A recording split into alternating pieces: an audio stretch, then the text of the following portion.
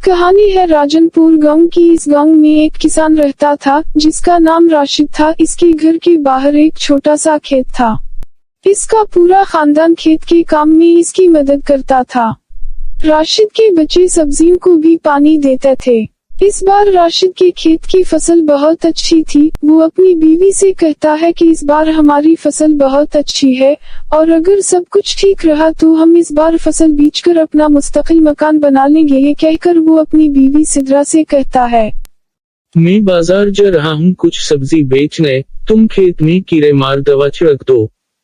ये कहकर वो बाजार चला जाता है और यहाँ इसके बीवी बच्चे खेत का सारा काम खत्म कर देते हैं। राशिद जब बाजार से वापस आता है तो बहुत खुश होता है और अपनी बीवी से कहता है, हमारी सब्जियां एला मयार की हैं, हमें इस बार बाजार में बहुत अच्छे दाम मिलेंगे। सब्जियों को तोड़कर मार्केट में जल्दी फरोख्त करना होगा। ये सुनकर इसकी बीवी कहती है, ठीक है, हम कल ही सब सब्जियां तोड़कर बाजार में बेचने के लिए तैयार कर लेंगे।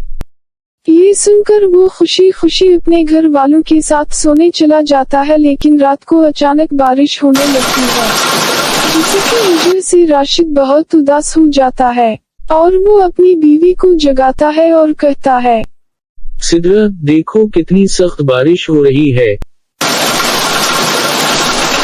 ये देखकर सिद्रा को भी बहुत दुख होता है और वो कहती है, ए अल्लाह, अब हमारी फसलों का क्या होगा।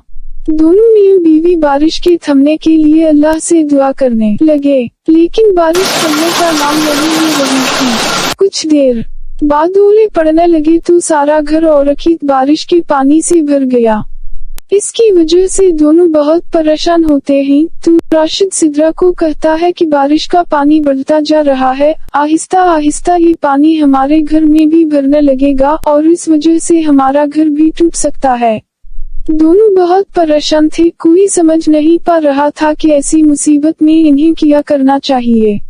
दोनों अपने बच्चों को लेकर घर से बाहर किसी महफूज जगह पर खड़े हो जाते हैं और बारिश के थमने का इंतजार करते हैं। फिर बारिश आहिस्ता आहिस्ता कम होने लगी।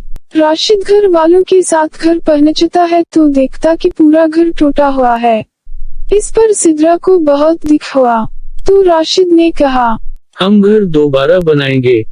तो इतने में अचानक बच्चों की नजर खेत पर पड़ती है। वो कहते हैं कि खेत में अभी कुछ सब्जियां बाकी हैं, हम इन्हें उठा कर ले आते हैं। तो बच्चे खेत की तरफ चले जाते हैं। फिर राशिद और सिद्रा अपना घर दोबारा बनाना शुरू कर देते हैं। तभी एक आदमी इनके घर आता है और कहता है, मैं सरकारी मुलाजिम हूँ और मैं हुकूमत की तरफ से आया हूँ।